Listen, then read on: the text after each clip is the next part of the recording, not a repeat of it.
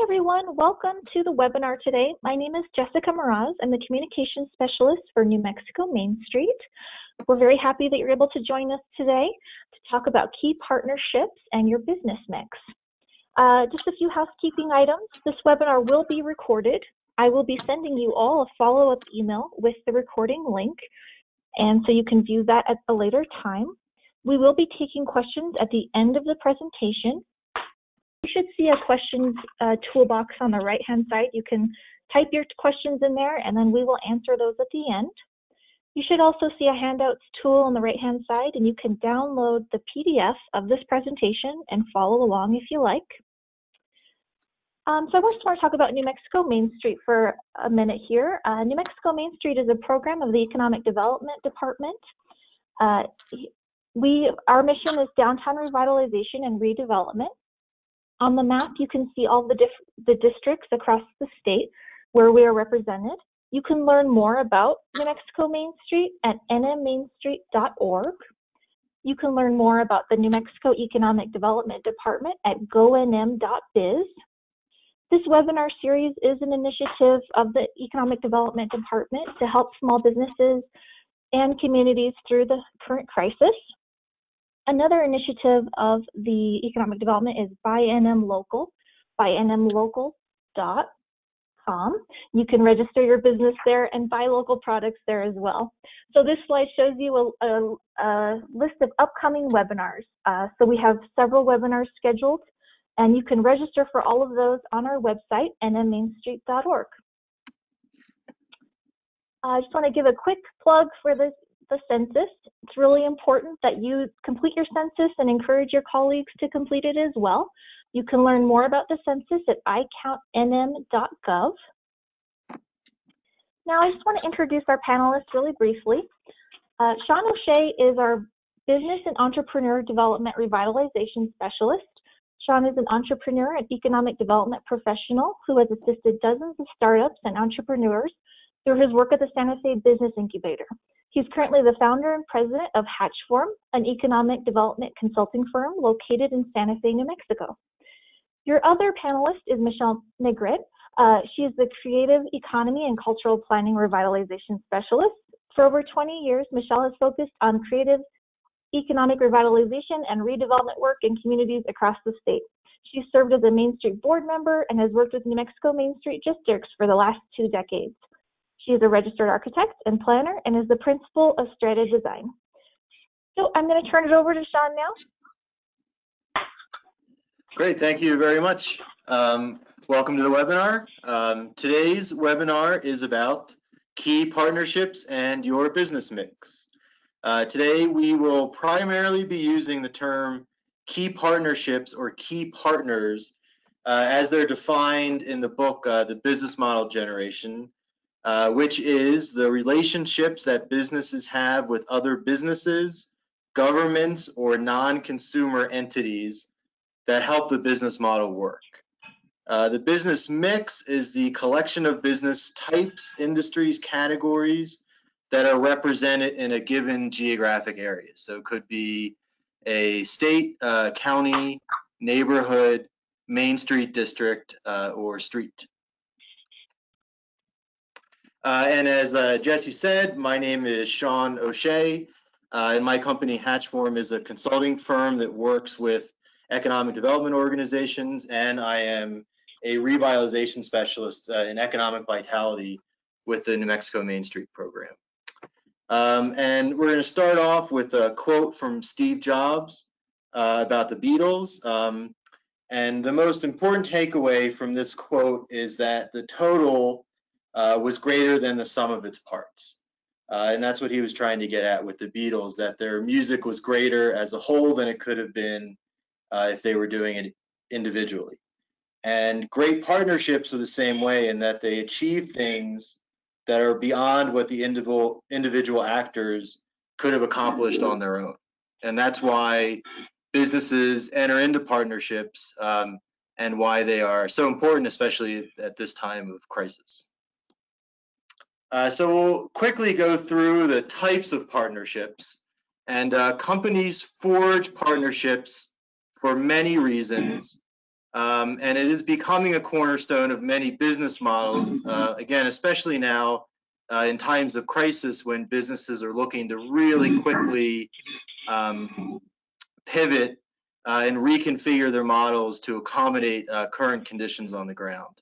And mostly it is to optimize business models, reduce risk, acquire resources. And then the four major types of partnerships are strategic alliances between non-competitors. And this is what most people, I think, would immediately comes to their mind when they think of partnerships, are alliances between non-competitors. Coopetition, which are strategic partnerships between competitors, which are maybe a little less likely, a little less prevalent, but still very important. And two other ones that we won't talk about very much during this webinar are joint ventures, which are two companies coming together to form a new entity or develop a new business line, and buyer-supplier relationships to assure reliable supplies or to make sure that they get their resources and inventory when they need it. Another type of partnership that I thought was important to mention is a cooperative, which is when a business is owned or jointly run by its members.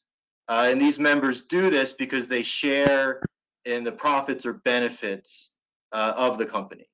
And we're all fairly familiar with cooperatives, mostly in cooperative grocery stores or markets, or REI is a cooperative, so many people are familiar with cooperatives through that model. There's basically four of them as well, and these are very broad. Consumer, which is owned by the consumers who buy the goods or services, which is probably the most popular type or one that we would be most familiar with. The other large one is producers of commodities or crafts. So farmers enter into cooperatives who produce grain or corn or other sorts of commodities. Worker-owned, that are owned and democratically governed by the employees who are members of the co-op, so they collectively own the company. And then purchasing, which is independent businesses or governments sometimes use this to improve their purchasing power. They come together jointly to improve purchasing powers. So we'll start off talking about strategic alliances, which is why do small businesses get into strategic alliances? And mostly it's because they can quickly and inexpensively ramp up their access to technology, expertise, marketing, distribution, all the capabilities that are necessary to run and sustain your business. And an important takeaway from this is that there are studies, and this is there's a resource list at the end of the presentation, that businesses who participate in alliances grow faster, and they increase productivity faster, and they report higher revenues than abstainers, and those businesses that don't enter into partnerships or who wish not to engage in partnerships between businesses. So synergy is the collaboration between businesses that complement one another in the hope of a mutually beneficial result. And we're all very familiar with this idea of synergistic business relationships because we see it all the time. We just may not necessarily identify it as being a synergistic business partnership. And we'll go through some examples of this. The first one is a brewery and a food truck. And I would imagine that most of us who've been to breweries who don't serve food have seen that they have a food truck in their parking lot. And this is because it is very mutually beneficial for patrons at the brew pub to be able to get something to eat. And so it benefits both parties. And again, this is where the sum is oftentimes greater than the whole. So the experience that you're providing to your customer is greater if they're able to have a beer and then go out and get something to eat at the food truck than it would be individually. These are fairly easy to enter into, which is why you see them very often. And again, these are non-competitive businesses that are partnering with each other to provide a collective service that they would not be able to do on their own. In this case, maybe the brewery doesn't have a kitchen, or they just don't want to get into all the nuances and operational things that it takes to start a kitchen, or they just don't have the infrastructure in place. And the food truck obviously isn't capable of selling beer, and they have access to a large consumer base that are at the brew pub. Another really good one is a bookstore coffee shop. And this is Collected Works and Iconic Coffee Roasters here in Santa Fe. And so again, by having the coffee shop inside the bookstore, you're offering a better experience to your customers.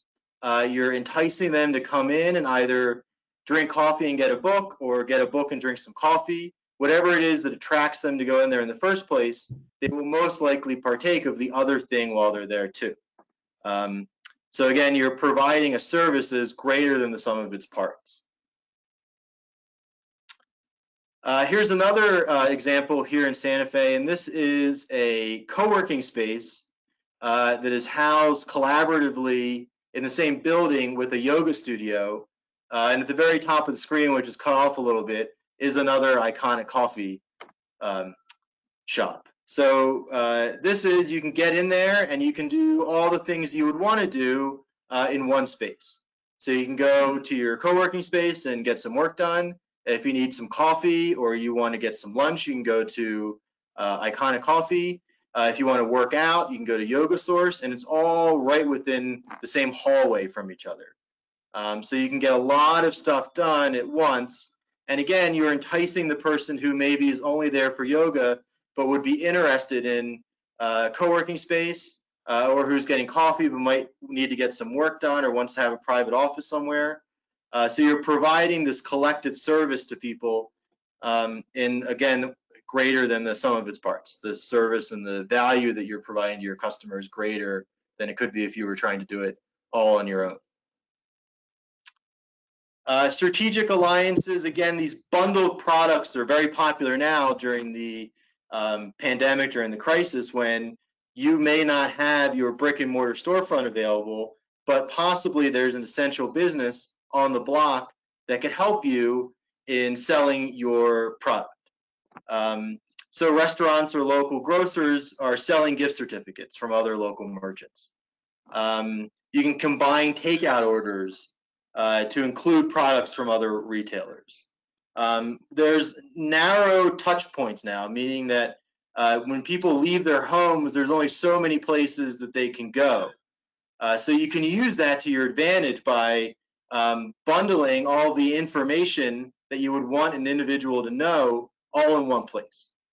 So if you had a flyer for like a virtual webinar or event that was coming up, you could have that, give it to your grocers or give it to your restaurants that are offering takeout, to include it in their to-go container in their bag, so that everybody will know about it. You can have a much greater, you have a much greater capacity to get your message out to a wider audience, because that audience are only stopping in a few places. So the business mix, again, now in this time of crisis, is a great time to examine your business mix and look at the companies that are in your geographic area, in your downtown, in your Main Street district, and look at what establishments can be working together and combining forces for the greater good to benefit both of them in the long run. So also think about, what do you need in order to round out demand? If you have a lot of food trucks, maybe there's one place where they all can congregate, so you can, somebody only has to go to one spot in order to find the food that they want. Or if you have a brewery in town, maybe you can entice people to start food trucks because they have ready-made demand in that brewery location. Or if you have storefronts that are considered, that are opened, that are considered essential, you can connect them with other businesses that are considered non-essential and sell gift certificates or gift cards, or sell products themselves through the delivery mechanism that the restaurant or the grocery store has. So as economic developers, as Main Street leaders, we can look at ways where we can make these introductions to facilitate connections and increase the partnerships and increase the value that's provided to customers within the Main Street district or whatever other geographic area you're working in.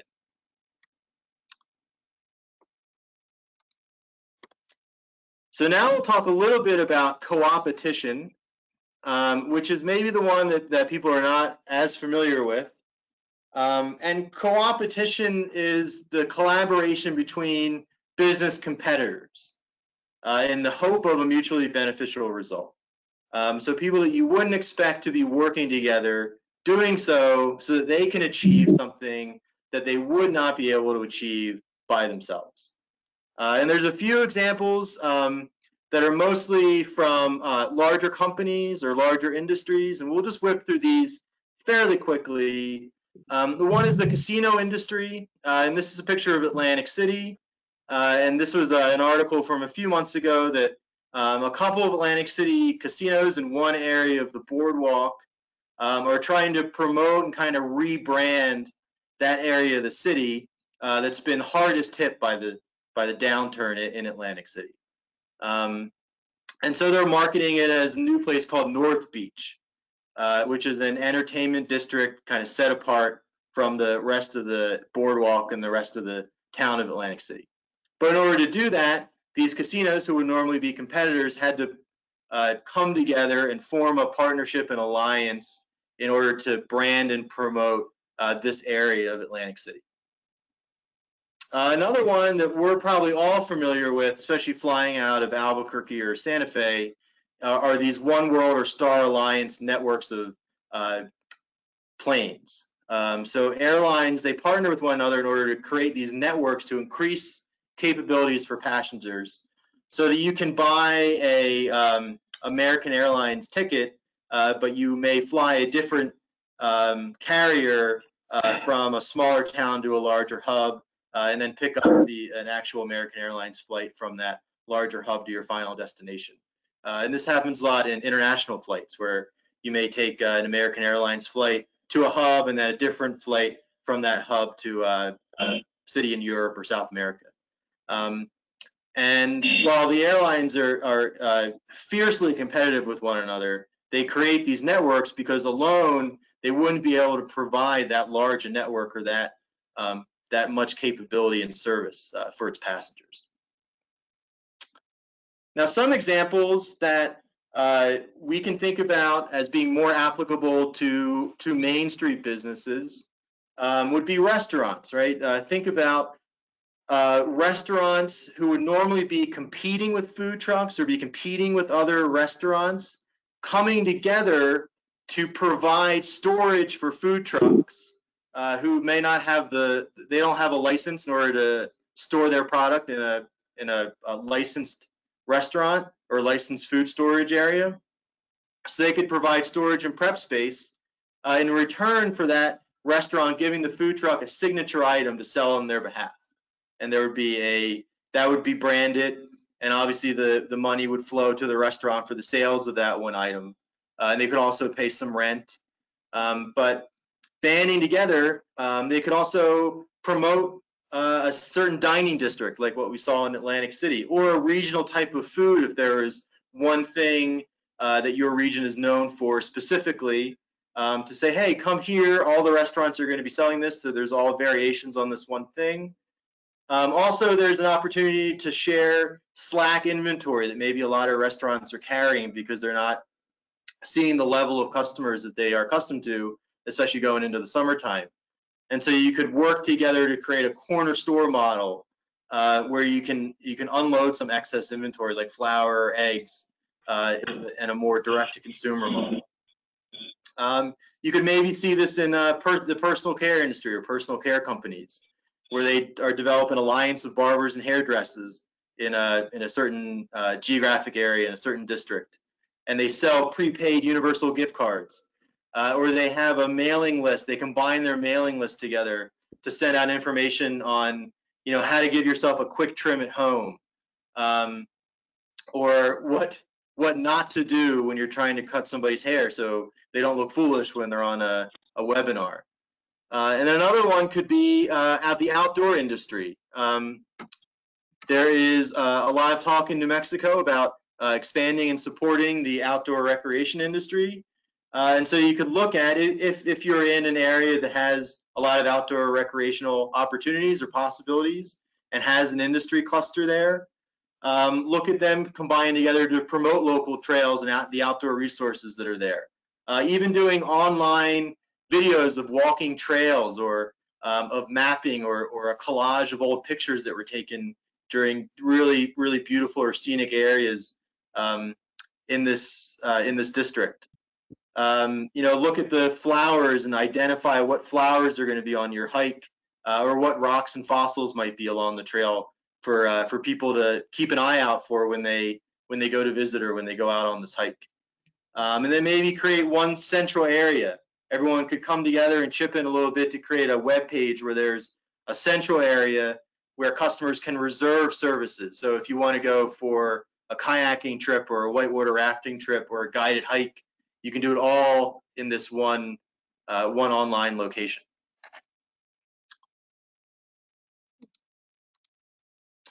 And then here's a list of resources that that were brought up during this section of the talk.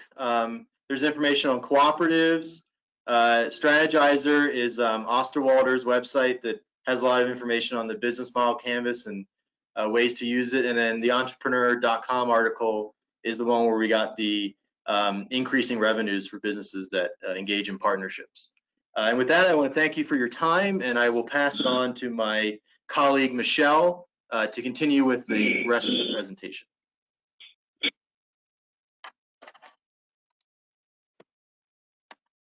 Thanks, Sean. Good afternoon, everyone. My name is Michelle Negrette, and I'm a revitalization specialist with the New Mexico Main Street program. And my focus is on the creative economy and cultural planning. Today, I want to share with you some opportunities to leverage key partnerships through virtual experiences. And many of our Main Street communities have responded to some of our surveys asking for assistance in finding ways for non-essential businesses to provide goods and services during our stay-at-home orders. Providing virtual experiences is one way to do that. For the purpose of this presentation, virtual experiences can be both online, digital experiences, and experiences done in the home environment that would have been experienced in a physical space outside of the home. Virtual experiences can include podcasts to videos, audio streaming to project kits to interactive video meetups.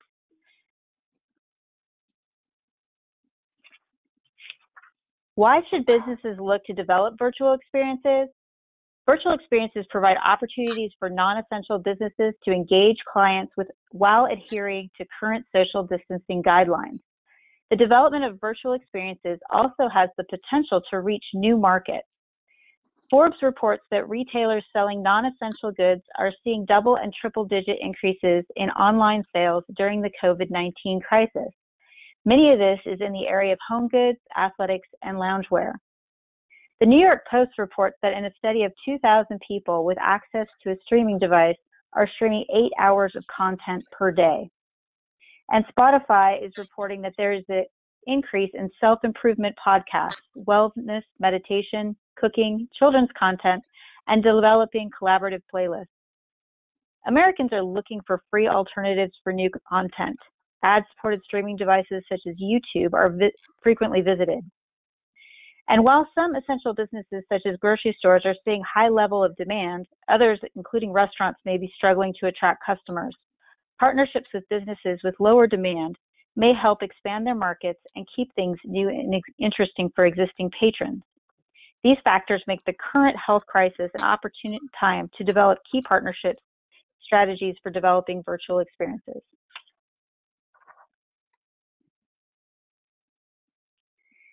When developing partnerships for virtual experiences, it's important to look for symbiotic opportunities. A strong partnership will be beneficial to both the essential and non-essential business.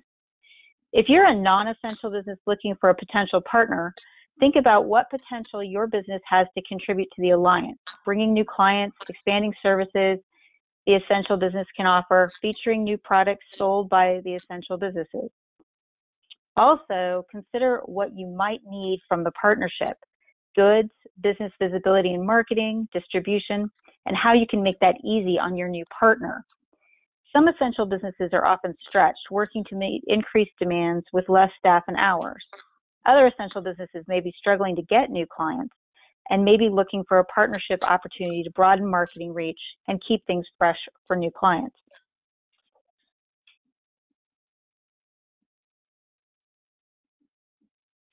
One way to approach key partnerships is through value add. This includes looking for ways to build off of or increase an essential business's offerings.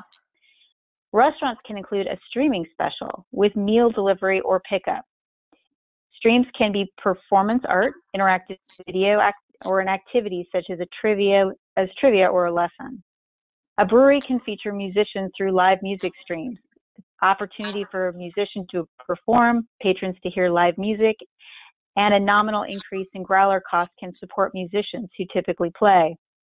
Farmers markets, which typically feature artisans, can provide links to featured artists showcasing work or offering a craft or activity.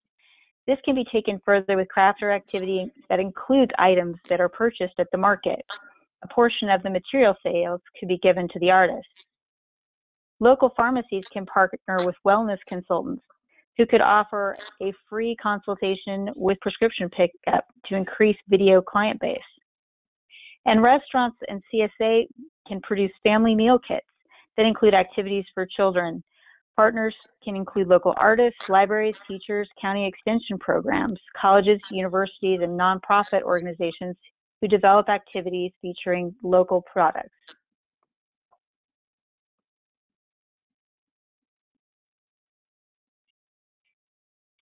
Another method for partnership is through cross-promotion. Non-essential businesses can develop service-featured products found in essential businesses. And essential businesses can market these services online or in grocery stores, pharmacies, etc. This concept works particularly well if the essential business promotes the partnership as supporting local service businesses. There are many ideas for how to cross-promote.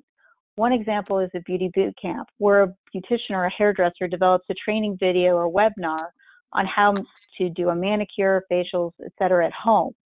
They can provide a beauty box that is sold through a local grocery store or pharmacy, or they can feature farmers market produce or grocery store items.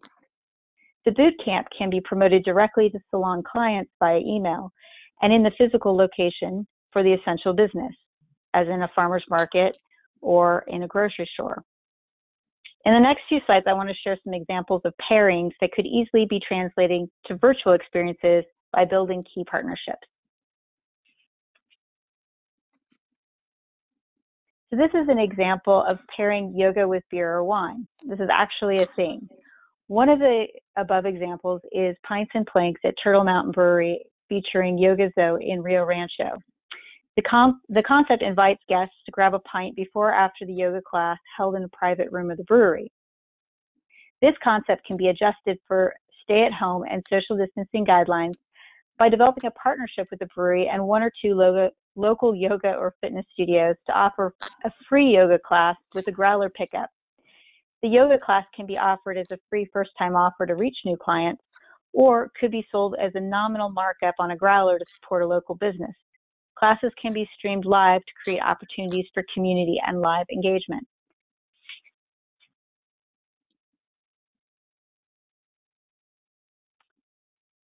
This is an example of a business, Paintings with a Twist. They have branches nationwide and in Albuquerque. They typically host an artist-led class and sell wine. With the pandemic, they are now offering Facebook Live classes and curbside pickup of activity kits. Distribution in New Mexico could happen through partnerships with local breweries and wineries. Customers can purchase the virtual painting experience featuring local beer and wine. Materials and instruction can be picked up with the beer and wine purchase.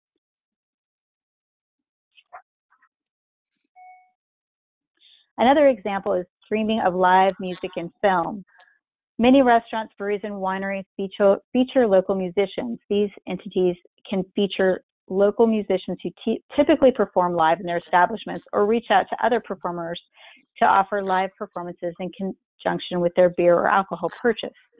Brewery patrons can watch their favorite musician or see a live performance via video streaming.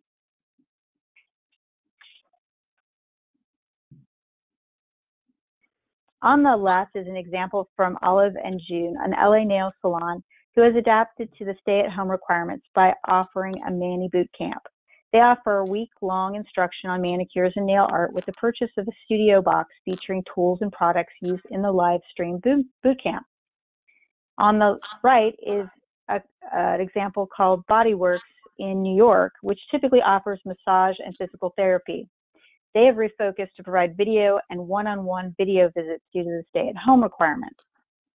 Cross-promotion by featured products available at essential businesses or by providing services as value add to an essential business current menu could be a way to increase client base for both businesses, as well as provide opportunities for service businesses to reach clients.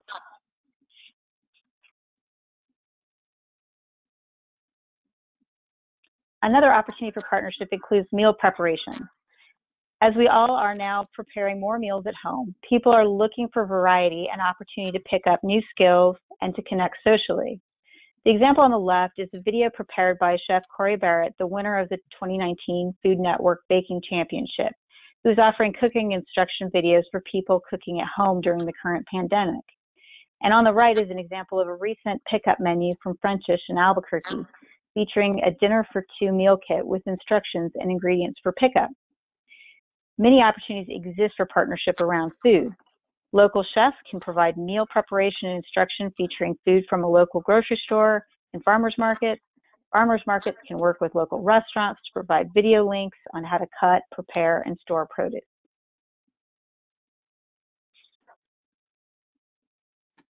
And of course, there's limited opportunities to engage youth.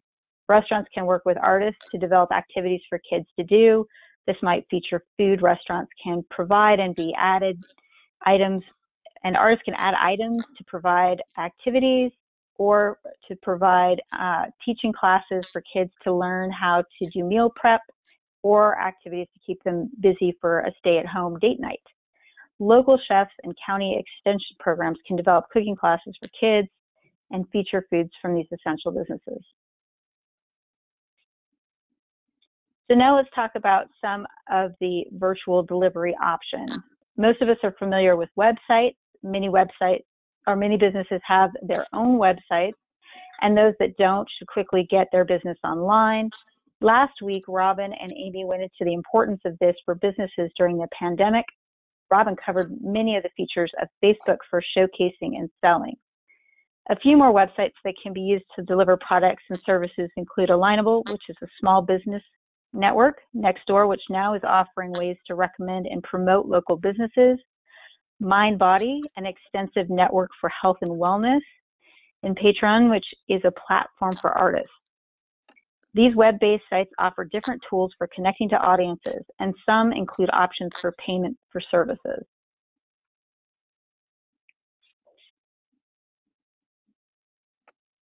Another opportunity is featuring products on a partner's website or app. Many businesses, such as restaurants and CSAs, already have a website or an app that allows customers to select items off a menu. Other online services can be added to that menu, and customers can click those and pick up with their purchases.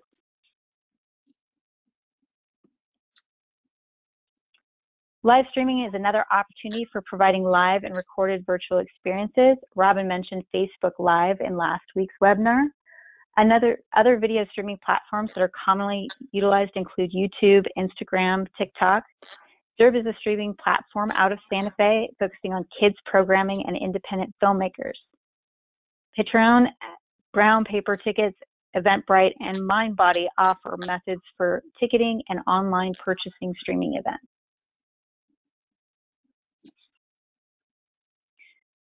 Podcasting is another way to deliver services virtually. This can be done by collaborating with existing local podcasters to feature businesses and products or talk about a business history, or by creating new podcasts specifically designed to feature music, stories, activities, etc. We've provided on this slide a link to more information on how to determine what podcasting method might be best for you. QR codes are another easy method for delivery. They're they're free and easy to develop. These can be scanned by smartphones, linking directly to a website, a video, downloading a PDF, or even a payment site. QR codes can be printed on labels, business cards, receipts, etc., offering quick and easy access to a virtual experience.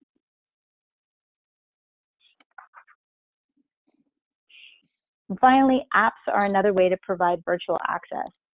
They can be developed to provide a user with a tailored experience and make experiences accessible with a touch of a button.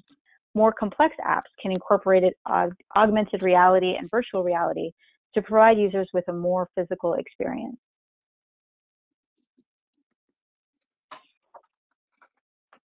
So we wanted to also include a few payment methods and strategies for virtual experiences. And we've kind of listed here the different percentages and costs for some of these.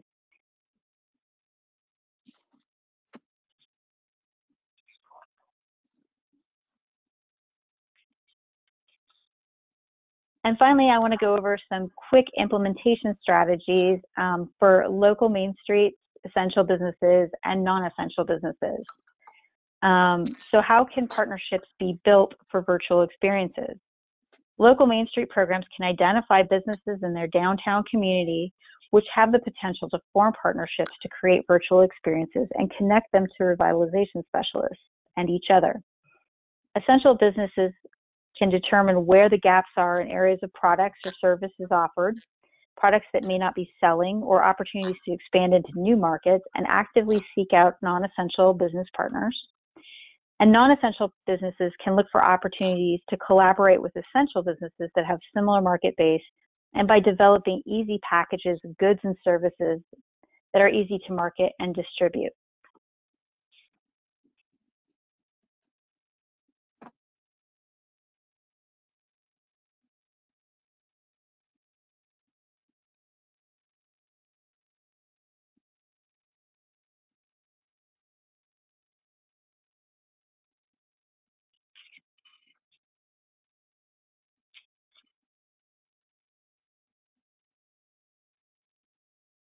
If you'd like to learn more, please contact one of our revitalization specialists. And thank you very much.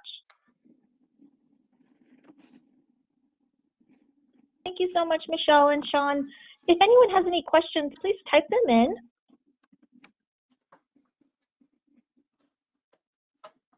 I have one already from Ralph Lopez. We have an app in Santa Fe named City Swivel that is already partnering with local businesses. Check us out at www.insightcityswivel.com. Thank you, Ralph.